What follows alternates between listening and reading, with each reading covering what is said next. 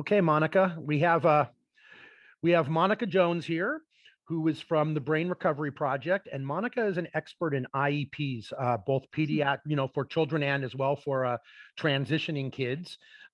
Today, she's giving a talk on IEPs, and there'll be a lot of tools involved. And I believe that Monika has a couple of links that she's going to share where you guys can download some materials as well to get you through this. Thank you, Great, Monika. thanks, Brad. Thanks, Brad. I'll go ahead and share my screen.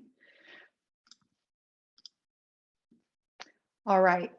I'm assuming everyone can see this. Before we start, I think we had originally had me scheduled on transition IEPs. That's a whole other seminar that I was not prepared to do today, but I would like to share with everybody that there is a free course that you can take that is self-paced at advocacyuniversity.teachable.com. And if you scroll down, here's this class, Education Transition for Children with Neurological Conditions. It's about a 10-hour class to really help you understand the importance of transition in education, as well as how you build that through the transition IEP. But what we're going to do today is talk about the actual IEP process. Let me get this up. All right, I have a son who's 15 years old who had, or almost 15 years old, who had half his brain removed to stop epilepsy. And for me, the journey of the IEP process has almost been worse than the process of going through the motions to have half of his brain removed. So I hope that today what I can do is at least help you navigate that part of the journey with your child with epilepsy.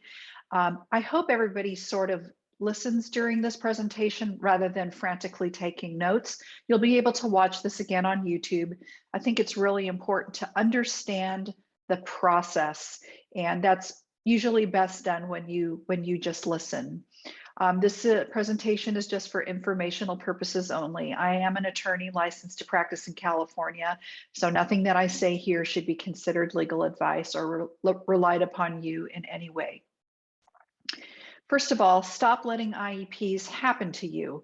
So many times I hear parents say to me that this happened in their IEP meeting and the team did this, and it's because they're not empowered with the knowledge that it takes to understand the IEP process.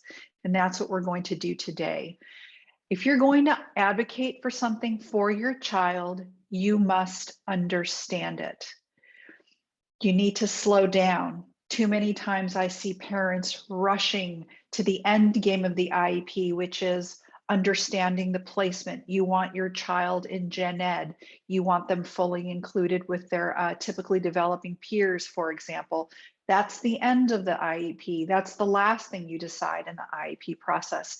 You need to start with the process at the beginning.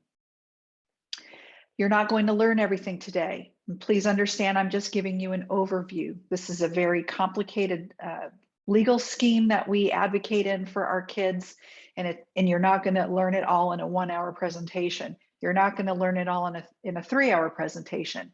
At the end of this presentation, I will be giving you a list of tools and resources that you can use when you're starting to do deep dives on these various different areas. And then probably the worst part of all this is that the system is broken. I can teach you as much as possible about the IEP process, the laws, the regulations, how to best advocate. But at the end of the day, you're navigating a completely broken system. And it's more broken in some areas than others, in some districts more than others, in some states more than others.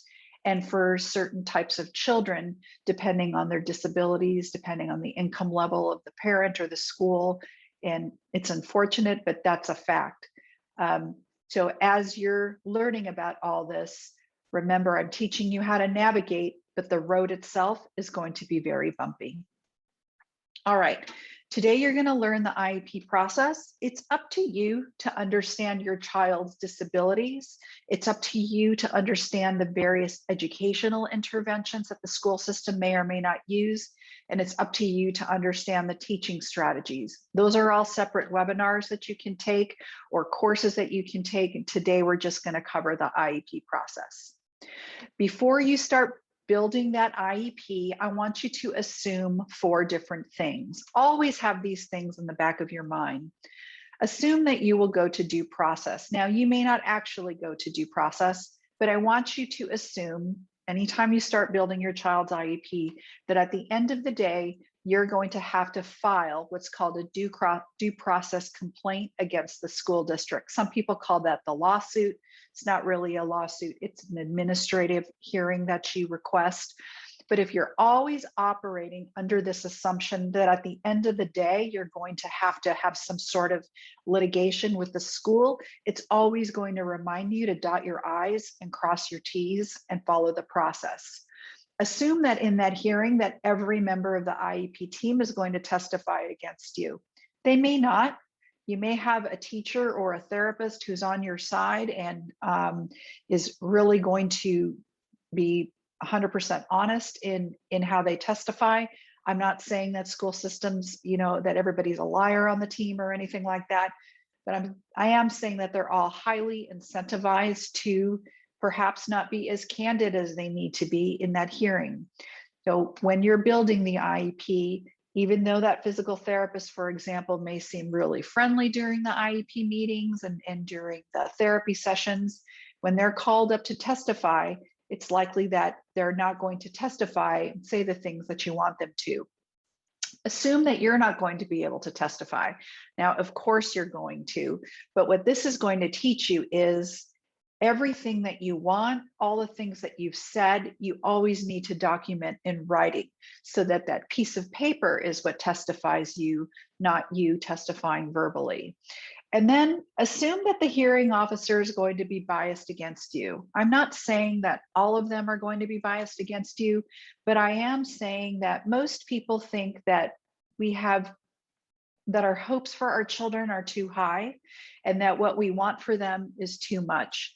So always at the beginning of this process, assume that at the end of the day, that person's going to be biased against you, and you want to make sure that everything on paper is appropriate for your child, given the disabilities that he or she has. Okay, what is the IDEA? That is the Individuals with Disabilities Education Act. This is the federal law that governs the IEP process. If it's codified in what's called a statute, but there are also regulations that what's called promulgate that law. And then there's also case law. And then there are also letters from the Office of Special Education on the federal level. Now, I'm going to teach you generally about the statute and some of the regulations, but you really need to do a deep dive on understanding those regulations, understanding the case law that's pertinent in your area, and understanding these letters that come from the Office of Special Education on the federal level. There's also state law around special education. Anytime the federal law is silent, or anytime that the federal law says that this is something that the states are going to handle, then you need to look to your state regulations. A lot to cover here. Is it overwhelming? Yes, it is, but you're going to tackle this one by one. Have you ever read the IDEA? If you've never read it, if you've never read the special education law that applies here, you need to make sure you do, because everything that we're talking about is all in the law itself. This is the preamble. This is the whole reason why we educate our kids through the IEP process. And this is because we want to improve the educational results for children with disability. We want to ensure their full participation, that they are able to live independently to the maximum extent appropriate, that they are self-sufficient to the maximum extent appropriate, that we have high expectations for them, that they have access to the general education curriculum to the maximum extent possible. You always want to fall back on these overriding principles of the IDEA, because this is the whole reason Congress even passed the law in the first place, was so that these things happen for our kids. We want them to meet developmental goals, challenging expectations, lead productive, independent adult lives to the maximum extent possible. And the law also wants to strengthen the role of and responsibility of parents. You know, when you're building that IEP, when you're meeting with the team, you can say to them, we want challenging goals because this is what the IDEA says they're supposed to have. We're building this because we want my son to have an independent adult life to the maximum extent possible. These are all the key phrases that you use throughout the IEP process, and they're pulled right out of the beginning of the IDEA. There are 6 overriding principles of the IDEA that you always want to keep in mind. The first is that your child is entitled to a free, appropriate public education. Your child is not entitled to the best education, only what's appropriate for him or her. Now, what's appropriate for one child may certainly look like something that's best for another. My son attended a private school at public expense for close to $75,000 a year for several years because that was the intensity of the intervention that he needed. Is that the best education? It might seem like that for another child, but for him, it was what was appropriate. And that's why the school system had to pay for that private placement. The second very important principle, and we're going to be talking about this over and over again today, is appropriate evaluation. Your child must be evaluated in all areas of suspected disability to have the right IEP in place for him or her. The IEP must meet your child's unique needs, not the needs of all the kids in his class with epilepsy, not the needs of all the kids in her class with autism, your child's unique needs. You always want to be focusing on making sure that IEP meets your child's unique needs. Your child is entitled to be educated in the least restrictive environment. And this is on a spectrum of placements, starting with general education, all the way to the most restrictive placements, which are special day schools, residential placements, or being educated at home through the school system. We'll talk about that. You have the right to parent participation. And anytime you feel like the team is not hearing you, that IEP meetings are not being set with your schedule in mind, that you're not being allowed to provide input, that is violating your right to parental participation, that principle. So you always want to make sure that the team is hearing you, that you feel like you're a necessary part of that team. And then the 6th principle of the IDEA are your procedural safeguards. Let's talk about those. Often the IEP seems like it's a battle, doesn't it? And you would not go into a battle without your sword, something offensive, or your shield, something to defend you. And this is what your procedural safeguards are. They are your sword and your shield. These assure that you have a child, that you have the ability to fully and meaningfully participate along with the school in developing your child's IEP. There are about 10 things. Your school must provide you with a written explanation of your rights. You've all been in an IEP meeting when someone says, Mrs. Smith, do you want us to read your procedural safeguards? And most of us say no, don't we? The next time you're in an IEP meeting, ask them to read them to you. Read through that complete several-page copy of your rights, because those are your sword and your shield. You have a right to review your child's educational records. You just send a letter to the school and say that you want to come in and actually look at your child's educational records. You can do that every year if you want to, and they have to give them to you. There's also a separate law called FERPA, F-E-R-P-A, that gives you the right to actually receive photocopies of your child's file. Sometimes some parents do this once a year before they prepare for the IEP meeting. They just fire off a letter and say, I want to come in and look at my child's file, and I also want a complete copy of my child's file. Let me move this around a little bit. You have the right to consent before the school evaluates your child for the first time, as well as before they actually give your child special education the first time. You have a right to independent educational evaluations. Remember this, we're going to talk about this when we get to that section of the presentation. You have a right to fully participate in your child's IEP. You have the right to prior written notice. We're going to talk about in the next slide.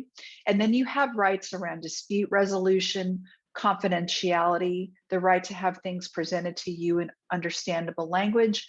And then when there's a dispute as to your IEP, the right to stay put. I won't be talking about stay put. You can look that up yourself. We have something in the chat. Sorry about that. That is a perfect example of what you need. I don't know what you were talking about there, Brad, but thanks. Okay. All right, what is prior written notice? This is your most important sword, one of your most important swords in the IEP process. Haven't even started talking about IEPs yet. It's like a battle. You got to have your sword and you got to have your shield before you go into battle. Before the school proposes to initiate or change how your child is identified, in other words, what disability category they're identified as having, before they propose to initiate or change how they're evaluated, or the educational placement of the child. Let's say they want to move them from mild to moderate to severe, or from gen ed into the mild to moderate class. They have to give you what's called prior written notice. Before they actually move the child to that special day class, you have to get written notice of why they're doing it. When they're changing how they're providing your child with a free and appropriate public education, when they refuse to initiate or change how they evaluate your child or the placement, or they refuse to initiate or change the provision of free and appropriate public education, they have to give you prior written notice. Most schools don't do this. It's really difficult to fully comply with all the requirements of prior written notice. You can look up a model prior written notice form on the internet. They're everywhere. They're on the federal government's website. But they have to describe why they are or are not doing an action. They have to explain why they're doing the action or refusing to do it. They have to describe every single evaluation procedure or assessment record they relied on for purposes of proposing or refusing that action, any other options that they considered, and a description of the factors that they considered. They have to give you your procedural safeguards, and they have to provide you with sources to obtain assistance in understanding prior written notice. I like to say this rule that's basically anytime the school says no, or almost any time the school does something that you don't want them to do, like they're taking away physical therapy, or they're not giving your child an intensive reading intervention, you ask them for prior written notice. And in my IEP meetings, I will typically just get the model form and hand it across the table when they say no. Don't have to make a big deal out of it, but just say, great, can you please give me prior written notice as to that denial of additional physical therapy minutes, for example. Okay. And here are just some examples of when you would actually use prior written notice. Let's say your child is has an orthopedic impairment and they want to change it to a vision impairment or to intellectual disability. Let's say your child is in a general education class, and then in the next IEP meeting, you find out that they're moving your child to a special day class. They have to give you prior written notice. So here's a full list. Okay, let's start building the IEP. Now you have your sword, now you have your shield. Prior written notice, understanding that you can have an independent educational evaluation. You know, you have a right to full parent participation. You know, you have a right to take a look at the file and photocopy the file. Here are the 7 steps to building the IEP. Very easy. Number 1, referral. Number 2, evaluation. Number 3, identification. Number 4, develop the IEP, placement, review and revise, and reevaluate. Let's go to step number 1. Referral. The school must find every child within their district that has a disability. This is their child find duty. They have to locate, evaluate, and identify those kids. So if your child is not currently having an IEP, all you have to do is request an initial evaluation to see if they qualify for special education. That's it. Typically, you just do that in writing. Sometimes the schools push back and say, no, we're not going to do that. We're going to give them response to intervention. We're going to give them this kind of reading intervention. What do you do when the school says no? You ask for what? Prior written notice, prior written notice. But I think most of us here probably don't have a lot of trouble getting a special education evaluation for a kid. Most of us have already had IEPs.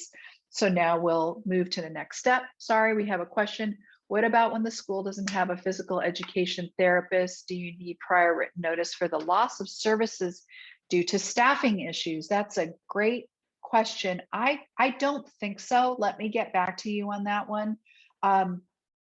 Because that's more of a compensatory education issue.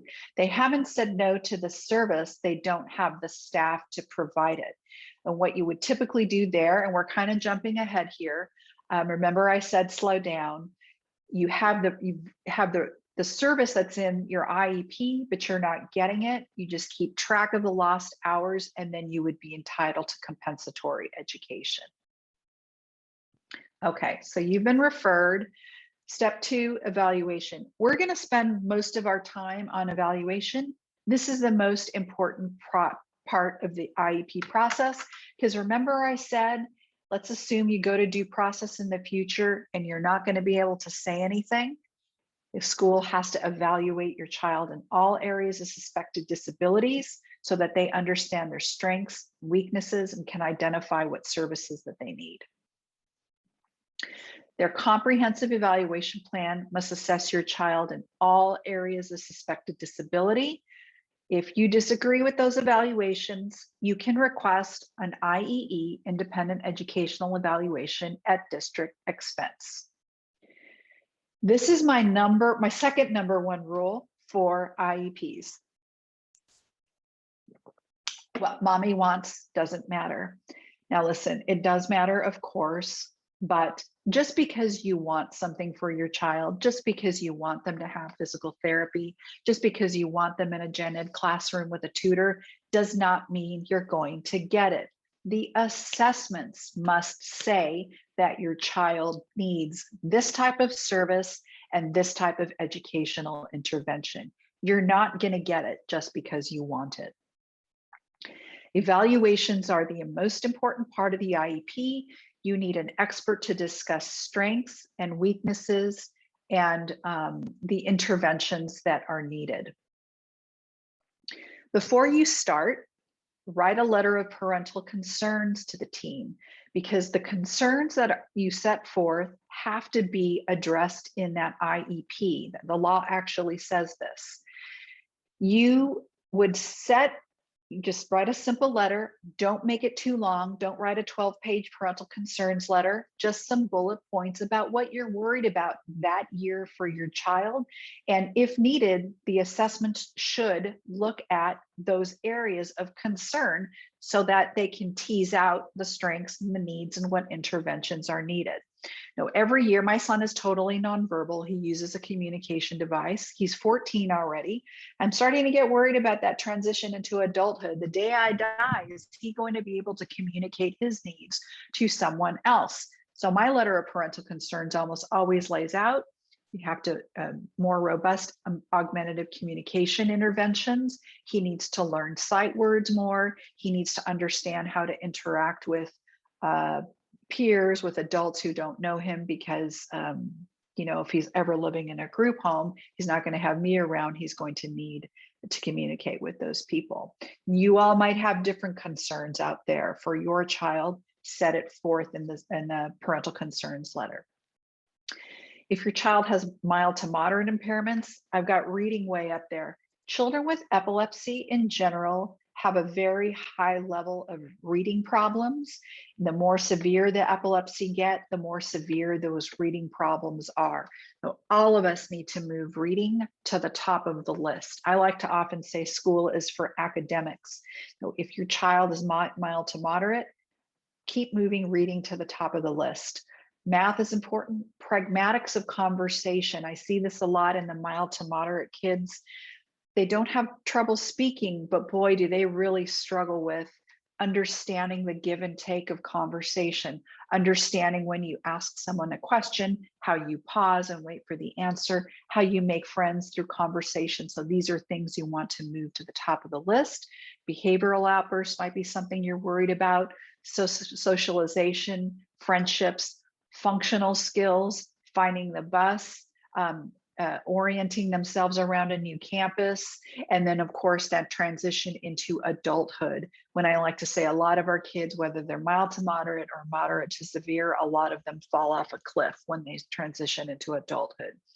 If your child has severe, multiple, or profound impairments, sorry, my mouth is super dry today. Like I said, my son is nonverbal. He's got pretty severe intellectual impairment. I still put reading at the top of the list. Is he learning how to decode words? No. If you show him the word Coke, he knows what that means. Sometime in a group home or wherever he lives, he might see the Coke on his iPad and tap the icon for Coke. But if he sees the word on a menu, I want him to be able to read that and tell someone that he wants a Coke. Communication, again, very important for those of us that have nonverbal children. Functioning skills, toileting and feeding, orientation and mobility. Is he going to be able to understand where to walk in a new environment? And then also, again, that transition into independence and adulthood.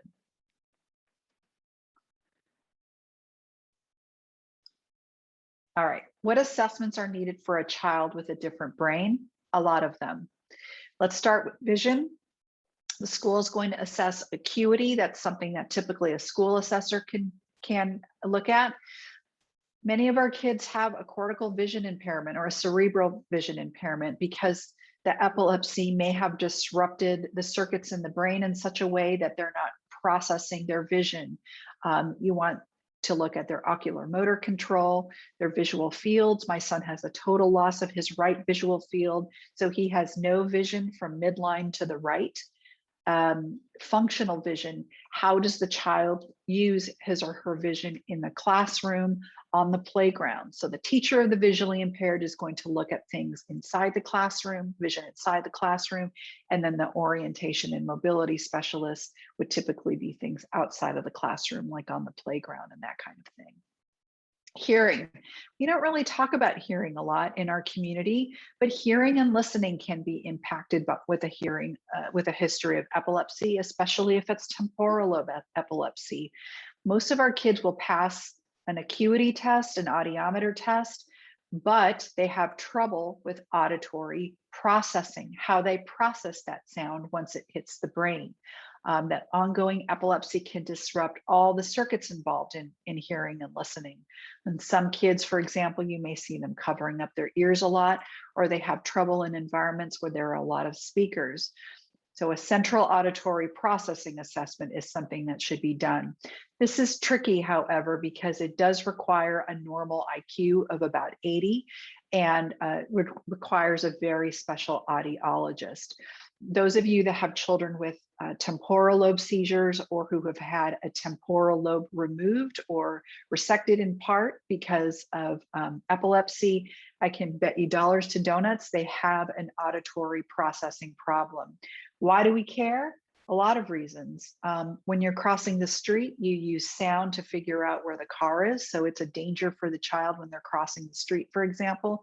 But also learning how to read is 50% auditory. We think of reading as a visual thing. It's also auditory. You have to understand the sounds that the letters make, the sounds that they make when they're put together, the sound of the word. And the auditory processing difficulties can affect how you learn how to read. The school says, we don't do that here. What do you say? Well, that's not your problem. Just because they don't have an assessor who can do it doesn't mean that they don't do it. They have to hire an outside assessor to do it for your child if they qualify, if they have an IQ of 80 and they're at least 8 years old. Orientation and mobility. This has to be done in static, dynamic, familiar, and unfamiliar environments. And it should be done in conjunction with the vision, hearing, mobility, and psychoed assessments. A lot of our kids have trouble understanding direction or kind of figuring out where things are at school. They may bump into other children on the playground. This is something that you want assessed by the orientation and mobility specialist. Gross motor, typically done by the physical therapist. They will assess strength, endurance, balance, and coordination. Those of us who have children who have significant physical challenges, my son can walk, but not very well, and he does use a wheelchair most of the time for mobility. And so the physical therapist would assess his functional mobility, his ambulatory status, and how he transfers in and out of that wheelchair. Fine motor, sensory processing, and activities of daily living would be done by an occupational therapist. You want to look at their strength, dexterity, and coordination, visual motor integration, and then all of the self-care things like toileting, dressing, and eating. My son, for example, is a food stuffer. He loves McDonald's hamburgers, and it's taken us years to teach him how to pick it up and put it in his mouth and chew. But boy, that last 2 or 3 bites, he likes to shove the whole thing in his mouth. So we're still working on those eating goals for him to make sure that he doesn't choke. Speech and language would be done by the speech and language pathologist. Want to look at their articulation, prosody, intonation, and stress, their pragmatics, give and take of conversation. Want to make sure that they look at their expressive vocabulary, their receptive vocabulary, their language processing. Those of us that have nonverbal children or children who have trouble with communication or somehow need speech replaced, you know, some kids can talk but not well, or maybe they need their writing replaced. They have trouble with their legibility of their writing. You would ask for an augmentative assistive communication specialist to come in and figure out what would be the appropriate device for the child and in what kind of environments they should be used. The school has paid for my son to have an iPad Pro, as well as an application called Touch Chat. There's GoTalk. There's a lot of other ones for him to communicate. They've paid for training for us, training for the school team, and also an app that's integrated with the iPad that tells you how often the iPad is used during the day and what the communication is, because my son can't tell me, oh, today I talked to my teacher about this. He's totally nonverbal. He's also got pretty severe intellectual impairment. So this app will show me, oh, look at it, around 11:05, he was talking to people, he was asking people for his lunch, and they asked him what he wanted, and he told them, and then there was a break. So this must be when they sat down and had lunch. Important for that data collection piece of communication. The educational assessment, that's typically called psychoed. Want to look at reading, mathematics, writing, social studies, all those typical things that you would you go to school for. I get asked a lot about those of us that have children with intellectual impairment. Can they learn how to read? Absolutely. There's already a lot of data research out there to show that they can. This is a terrific paper from my friend Jill Allor, who has shown that with intensive intervention, children with below average IQ can learn how to read. So you want that assessment, even if your child has intellectual disability, IQ less than 70, to show us what they can and can't do in terms of reading so that we can then target those interventions for the child.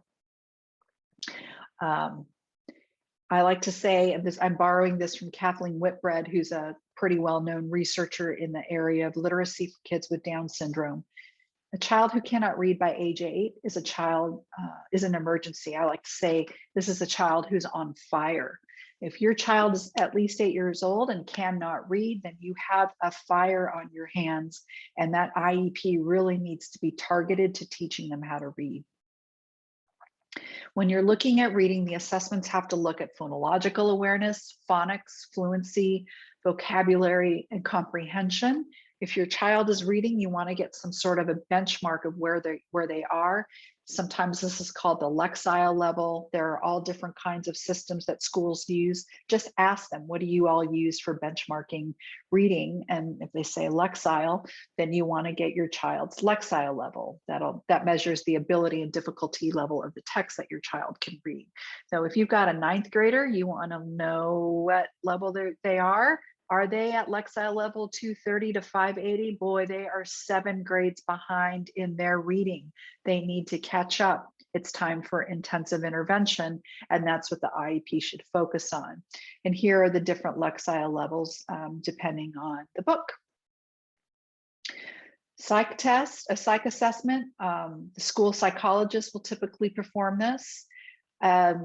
School psychologists, most of them, not all of them, are really not qualified to assess our children. Our children are neurologically very complicated. Many of them have had seizures for years, or in my community, they've had parts of the brain removed or disconnected. So they all need a neuropsychological assessment, because this is going to really help us understand the cognitive processes that the child has, their needs, their strengths, and they'll give you a really good idea of what the interventions are. If the school says we don't do that here, well, that's too bad, but they need to retain someone to do it for you, or you ask for it through the IEE process. I, in fact, just had this battle with my son's school district yet again for the 3rd time, and we just got an IEE to retain a neuropsychologist, speech therapist, several others, because I did not agree with the school's assessment. All right, functional behavior assessments. If your child has behavioral challenges, you want to make sure that they have what's called a functional behavior assessment. They would define the behavior, when it's happening, where it's happening, and then they would put together a behavior intervention plan. I know I'm going really fast. Just sit back and listen. You're going to be able to listen to this again.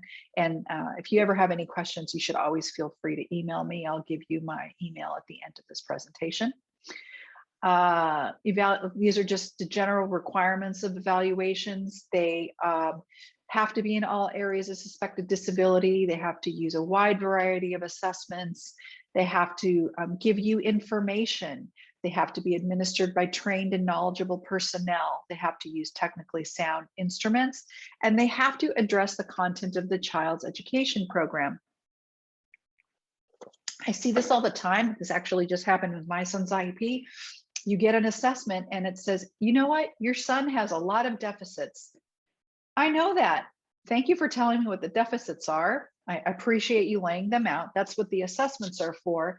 But you have to address my child's education program. What are his strengths? How do we teach to his strengths? What are the interventions you recommend? And that can be a basis of your request for an IEE. Is all you've told me is all the challenges my kid has. We're all adults here. That's fine. I'm fine understanding that my son has a severe intellectual impairment, but you have to tell me what we're going to do about it in terms of educating him. So that's one thing you have to make sure that is in all your assessments is what are the interventions? What's the plan? All right. The school has now comprehensively evaluated your child using several different assessments, correct? Vision, auditory, mobility, physical therapy, occupational, all of these different assessments. You now have them all together. You always ask for them ahead of time. You don't want them at that IEP meeting, because most of us, it's going to take hours to go through those assessments. I always ask for them ahead of time. If your team says no, well, what I would do at the beginning of that IEP meeting is I've got a stack like this. I will say to them, everyone take out your calendars so that we can schedule part 2 of our IEP meeting, because there's no way we're going to get through all these assessments in the next 2 hours. You have a right to ask questions. You have a right to understand line by line what all of those assessments say. So if you can, ask for a meeting before the IEP meeting to go over the assessments, or ask to get all those assessments in advance so that you can go through them yourself. I'm going to talk a little bit in a few slides about the strategies I use for going through these assessments. If you disagree with the assessments, you're entitled to what's called an independent educational evaluation. This is one of the swords that the IDEA gives you. Let me just check on my time real quick. How do you ask for an independent evaluation? Super easy. You just say, I disagree with your evaluations and I request an independent evaluation. You don't have to tell them why. If you do tell them why, you can choose to tell them why. It reduces the amount of time that they have to say no or to file what's known as due process against you. If the evaluations were inaccurate, if they evaluated your child in all of these different areas and your child has cerebral palsy and they forgot or did not do a physical therapy evaluation, for example, if your child has a temporal lobe epilepsy and they didn't do an auditory processing assessment and they have an average IQ, then you have the right to an independent educational evaluation in those areas. The district can limit the cost, location, and the level of qualification of the assessor. But for some of our kids, my son has had half his brain removed. Most assessors, most psychologists are not qualified to assess him. They may not have ever met a child who's had half the brain removed. So my neuropsychological assessment has to be done at a hospital where the team has a lot of experience assessing children who have half a brain. Typically the school, if they say, all right, we will fund your independent evaluations, don't ask for evaluations in every single area that was evaluated. That's going to trigger them filing due process against you to prove that their evaluations were enough. You really need to step back and say, listen, maybe all of them weren't perfect, but the ones that we really don't evaluate my child properly are 2 or 3 or 5 or whatever, but don't do all 12 or all 7 or all 8 or whatever you have, because you're kind of asking for trouble there. That would be not my advice, but my wisdom. They may give you a list of evaluators, and I just got this yesterday where the school said, all right, we will we will fund your independent evaluations. Oh, and by the way, and here's our list of evaluators. If I didn't know, I would say, oh, wow, look at all these evaluators that I can choose from. I picked this one and that one and that one. Actually, you can choose your own evaluator. You don't have to use the evaluators that the school says. You can send them a letter saying, thank you for your list of evaluators, but we have an evaluator that we prefer to use, and this is the one, and they have to fund that one within reason. Sometimes some evaluators that are quite expensive and you might get pushback. If they either have to fund your IEE or file due process against you and prove that their evaluations were appropriate. We already went through this. Always request your Iep meetings ahead of time. All right. Always request your assessments ahead of time. When you get those assessments, grab 3 Sharpies or 3 different colored pens or Post-it notes or however you want to do it. I know a lot of you, it can be painful when you see all the challenges your child has on paper. And I say, just grab your Sharpie and start to highlight them. Those needs, if your child didn't have any needs, then they wouldn't need special education. Those needs have to be addressed in the IEP. Those needs become the goals. So you highlight the needs become the goals. The school has to teach to your child's strengths. What are your child's strengths? My son can't talk. He's a pretty sweet, easygoing kid. He likes Elmo. He is pretty easy around adults. Those are his strengths. So we know if you teach him with Elmo stuff, if you introduce him to new adults, he's not going to push back too much. Those are strengths for him. And then you want to highlight the specially designed instruction that each assessor says your kid needs. Let me give you an example. I don't have the example yet, it's coming up. The specially designed instruction is what are the modifications or the interventions, the intensive intervention for reading, for example, that your kid's going to need. Though that's the specially designed instruction. I have an example in a slide coming up. I typically use a spreadsheet like this. I put all the needs in a list and I start to kind of come up with goals and what special education goes to each need. I'll just cut and paste whatever special education the teacher or the assessor said in their assessment. I cut and paste it into this column. They may be talking about supplementary aids and services that are needed for the child. I put it in that column. What related service, that's like PT, OT, speech, those are related services. Did the speech therapist say my son should have 3 30-minute sessions of speech per week? Yes, all right, I would put it in that column. Then the progress reports, and then at the end of the year, whether or not the goal is met or not. Super easy to put this together. Okay, now you have all the assessments. Now, what disability category is your child identified as having? Being diagnosed with a medical disability is not enough. Don't go running and getting a letter from your doctor saying, my son has autism. Look, I have this letter from my doctor. It is helpful, but that alone is not going to give your child services in school. Being diagnosed with a disability is different than being identified as having a disability under the IDEA. You have to have at least one of the 13 disabilities that are listed in the IDEA, but you must also need special education and related services. You have to meet all 3 of those requirements. If you don't, then your child doesn't get an IEP.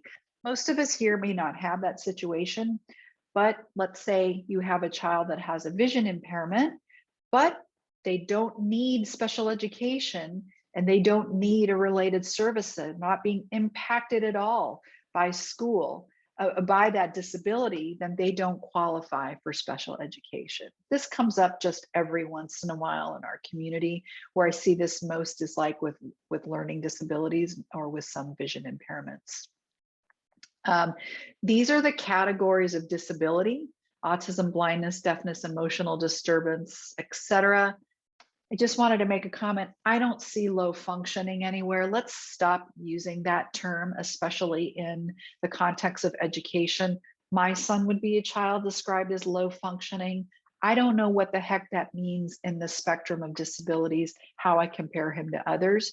I would say that he has multiple disabilities, or he has an intellectual disability or an orthopedic impairment. And so here are the categories that you have. Sometimes, here's what I do in terms of my son's disability category, because he has many different types of disabilities. We list vision as the primary and orthopedic as the second impairment, even though he has several other disabilities. Why? Because these are what's called low incidence disabilities, meaning the school gets extra funding for him, for the school, for the vision impairment and the orthopedic impairment. And that's an agreement, a collaboration that I do with the school, is we're going to list him as these disabilities because that means the school gets more money for him. So that's a win-win for both sides.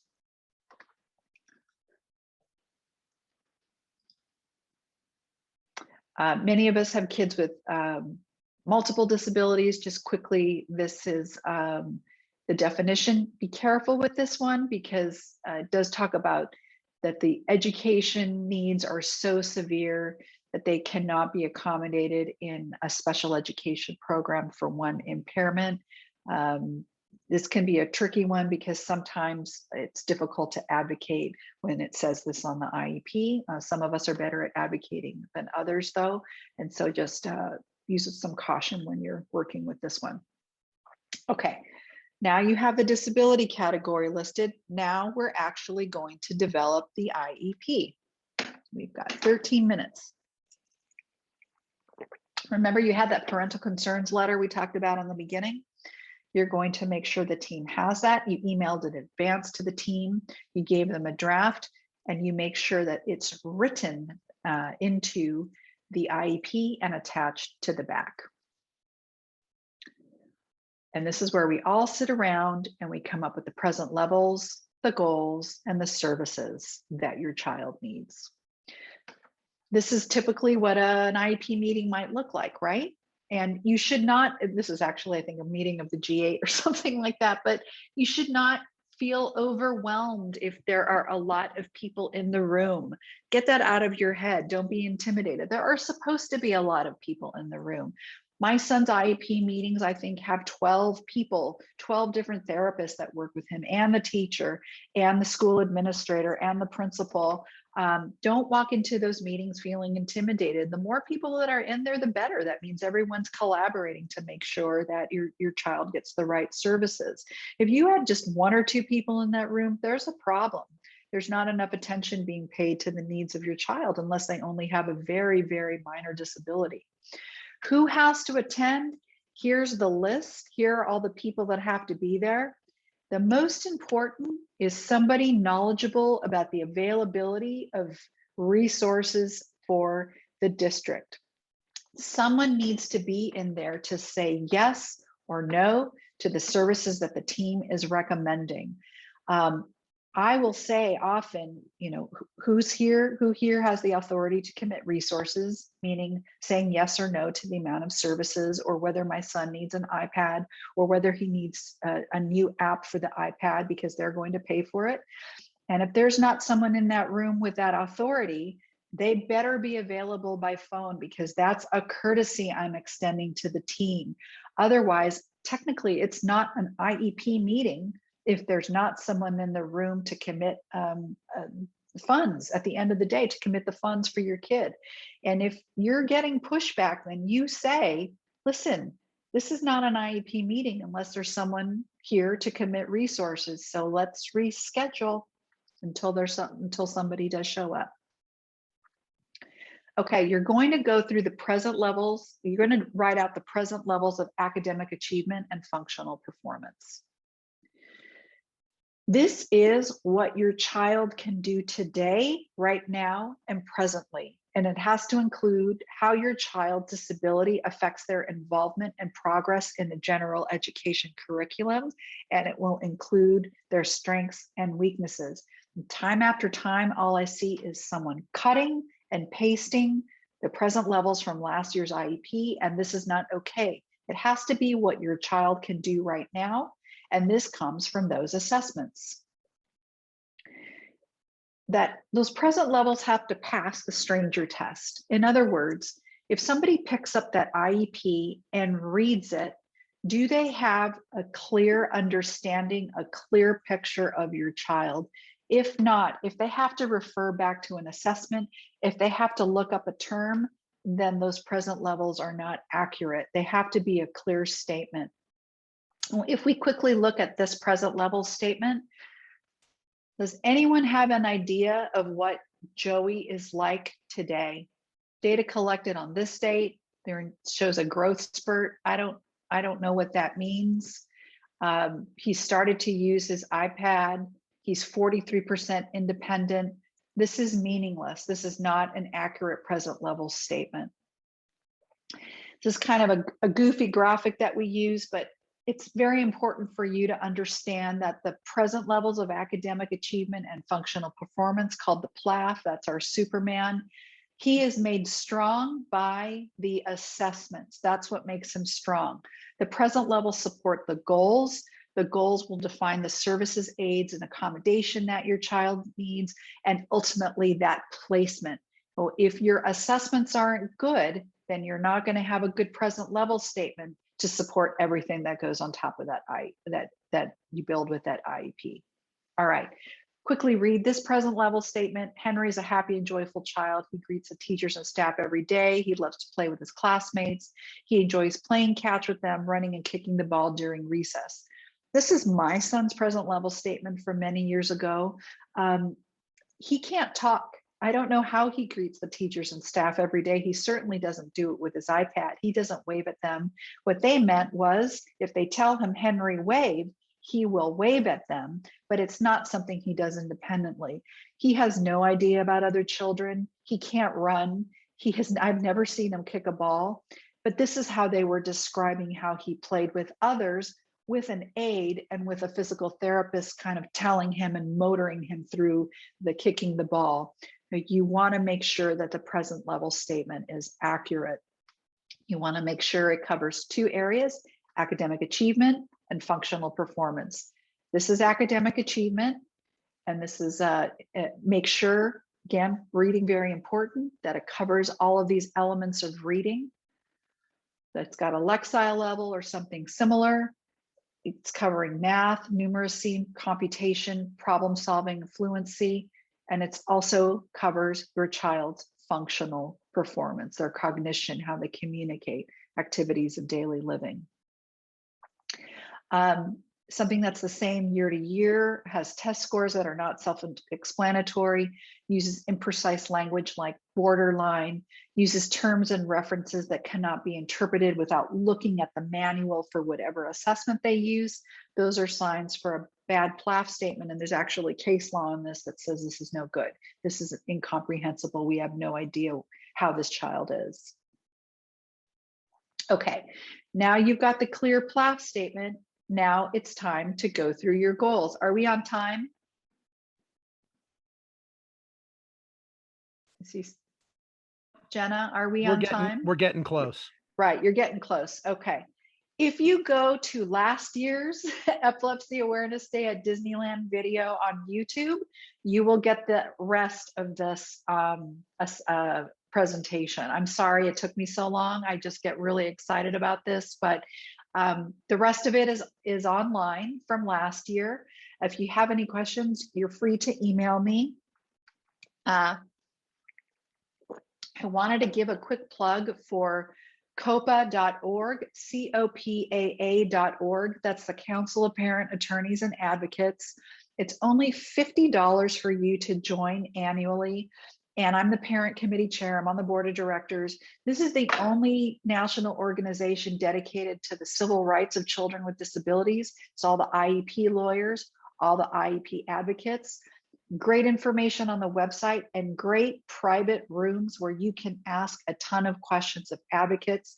We also have training for free after you join, and an upcoming conference in March where I'll be speaking as well, where you can do a really, really deep dive on this. It's worth every penny. The COPAA.org. Does anybody have any questions real quick?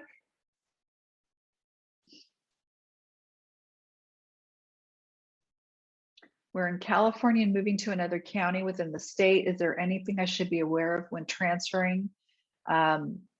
That other than the IEP is only good for, I think, 30 days, and then they have to start all over again. But once you move, you start all over again with the new school.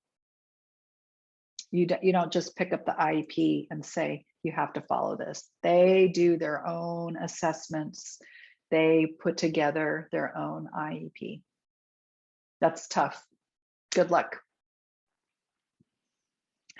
Yes, oh my, you're welcome.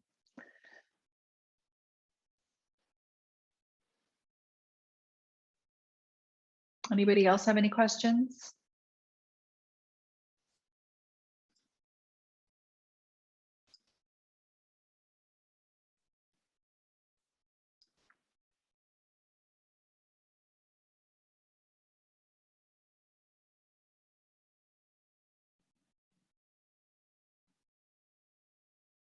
All right. Don't forget to look at last year's presentation. Don't forget to go to Advocacy University on Teachable, Advocacy University on Teachable. Hi, Sarah. Nice to see you. If you have transition issues, you want to build that transition IEP. And my email is mjones@brainrecoveryproject.org. If you ever have an epilepsy surgery question or an IEP question, I'm happy to help.